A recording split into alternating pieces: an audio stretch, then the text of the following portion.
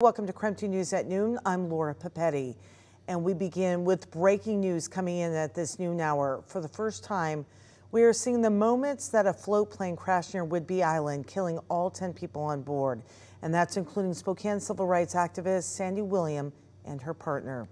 New witness video showing the plane flying with what appears to be smoke coming from the plane before it dives into the water. The crash happened a year ago this coming Monday.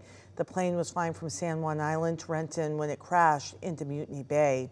Today, the NTSB released 500 pages of new documents, everything from the float plane's maintenance records to witness statements, including, again, this video of that crash. Data provided by the FAA shows the flight was uneventful until the last 8 seconds when the plane abruptly pitched up and then down. We will have a look into the 500-page report coming up on KREM 2 News at 4. And we continue with more breaking news. Stanford and Cal are headed to the Atlantic Coast Conference, and now only 2 schools remain in the Pac-12.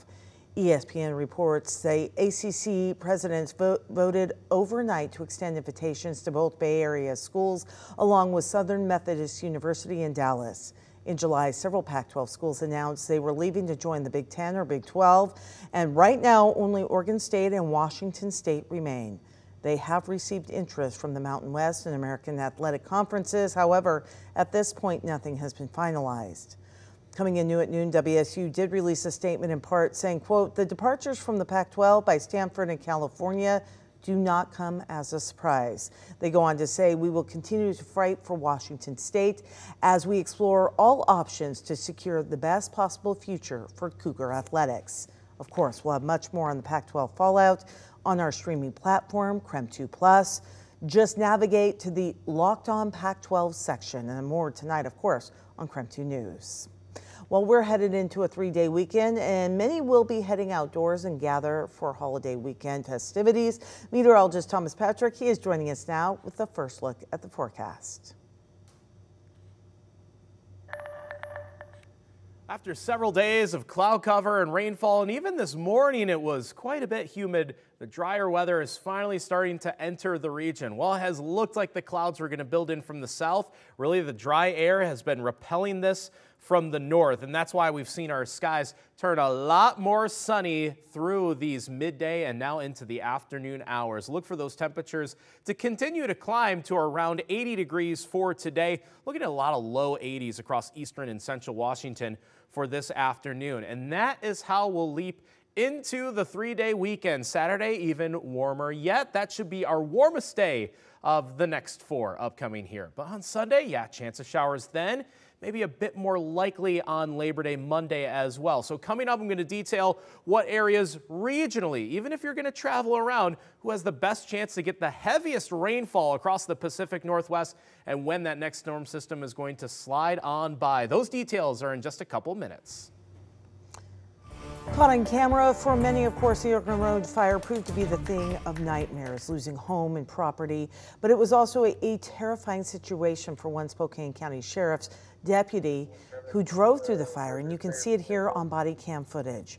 The Sheriff's Office says Deputy Morgan was just doing his job, alerting people to the fast-moving fire, but it wasn't long before he realized he needed to evacuate. And nearly 2 weeks after it started, crews continue to clean up the Oregon Road fire along with 2 other major wildfires across the inland Northwest. First, in North Idaho, we're talking about the Ridge Creek fire burning more than 4,000 acres. Kootenai County Emergency Management says all evacuations have been lifted for people in the Hayden Lake area, and right now the fire 49% contained. Cleanup efforts continue for both the Gray and Oregon Road fires in Spokane County.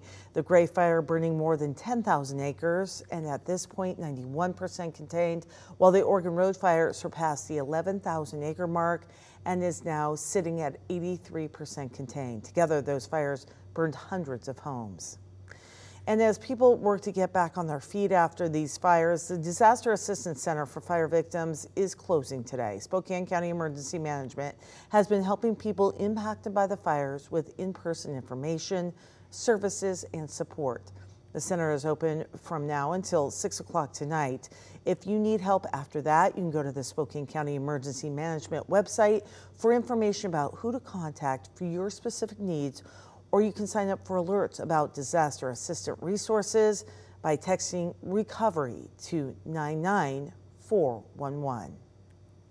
And this afternoon, we are just a few days away from the start of the school year for many students.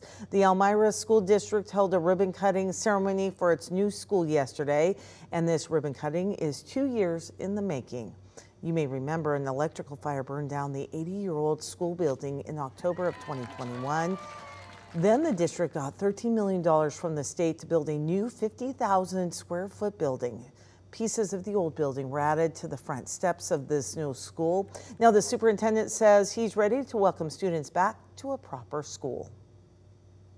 I'm looking forward to the kids walking around with smiles on their faces, looking at their new facilities, being out on a playground that we actually have now, going to the restroom where they don't have to travel across snowbanks. That's what I'm happy to see. Classes begin for that school next Tuesday, and many other students as well. The man suspected of killing 4 University of Idaho students was supposed to be back in Latah County courtroom today, but his hearing has been canceled. Last week, Brian Koberger's attorneys filed a motion to ban cameras from the courtroom for the rest of the proceedings. The judge vacated the hearing because multiple media outlets, including KREM 2, asked to intervene. Instead, there will be a scheduling conference over Zoom today, starting at 1 o'clock in the afternoon, where the judge will set a new date for the hearing. There will be a separate hearing on September 22nd for the defense's motion to dismiss the grand jury indictment.